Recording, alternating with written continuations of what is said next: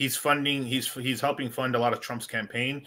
He's basically every VP that Trump could have chose works and essentially was funded by Peter Thiel, PayPal Mafia, Elon Musk, all of it. Like there is a lot. This guy is one of the central figures in this whole fucking and like some people are like, oh, this guy, right? But they don't understand how much he influence like Peter Thiel has. He's also a part of that whole Silicon Valley disaster. That was his boyfriend. Right. You want to go into that a little bit?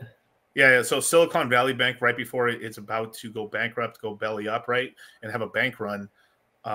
Allegedly, Peter Thiel was dating the actual CEO of Silicon Valley Bank, and the last person that the CEO saw was him, and then he jumped off a building and killed himself right after. And then on Twitter, this guy said, hey, I don't think Silicon Valley Bank is solvent. You guys need to get the hell out and get your money out.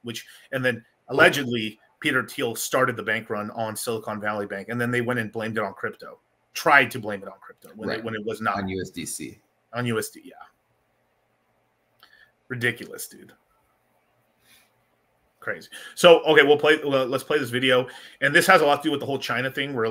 I'll just let them explain. I met the TikTok CEO about a year ago, and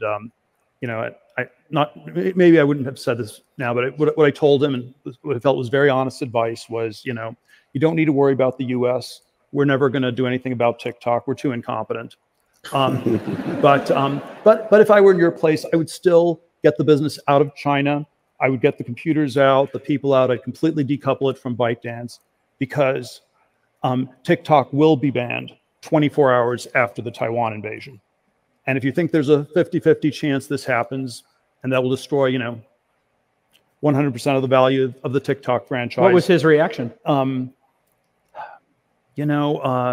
He said that they had done a lot of simulations, and there were a bunch of companies in World War I and World War II that managed to sell things to both sides. He doesn't seem so bright to me. Do you think he's honestly, what was your take on him? He didn't disagree with my framing, so I always find that flattering if someone basically agrees with my framing. So he seemed perfectly bright to me, even though game theory, not but game theory. But what? And yeah, that's a really interesting thing, because he's like, we've modeled many companies from World War I and World War II that make plenty of money selling both to the Allies and the Nazis.